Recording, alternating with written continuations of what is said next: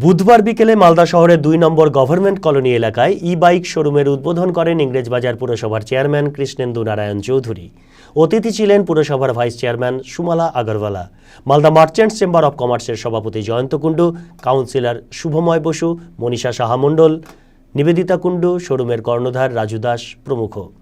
উদ্বোধনী অনুষ্ঠানে ই-বাইক চালিয়ে দেখেন কৃষ্ণেন্দু নারায়ণ চৌধুরী মহাশয়।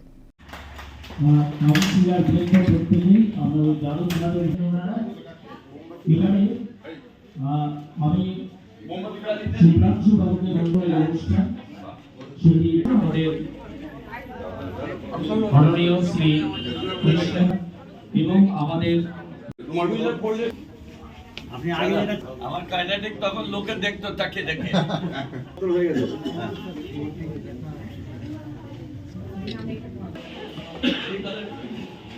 শহরে একটা ই বাইকের ডেল্টার কোম্পানি এখানে একটা শোরুম খুলেছে।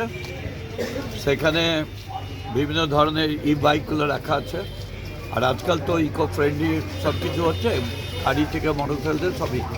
ভালো লাগবে যে আমাদের যারা ইয়াং ছেলেমেয়েরা গাড়ি নিয়ে বিভিন্ন কাজে যায়, স্কুলে যায়, তারা এই ধরনের গাড়ি পেলে ওদের পক্ষে সুবিধা হবে। আমাদের চেম্বার অফ কমার্সের যারা প্রতিনিধি আছেন, ডেলট্যাকের যারা কর্মকর্তা আছেন, আমাদের কাউন্সিলর আছেন, আমাদের চেয়ারম্যান ভাইস চেয়ারম্যান আছেন, সবাই আছে এখানে। খুব ভালো লাগলো। আমি নিজেও একটা গাড়ি ড্রাইভ করলাম। খুবই প্রথমে তো আমি ভাবছিলাম যে স্টার্ট হবে, এখানে দেখছি যে অ্যাক্সিলেটার দেওয়ার সঙ্গে দৌড়াচ্ছে।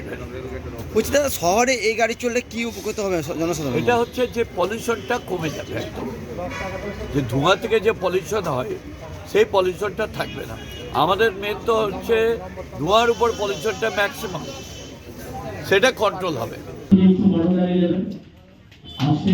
এরকম একটা পূর্ণ তিথিতে আমরা মিলিত হয়েছি।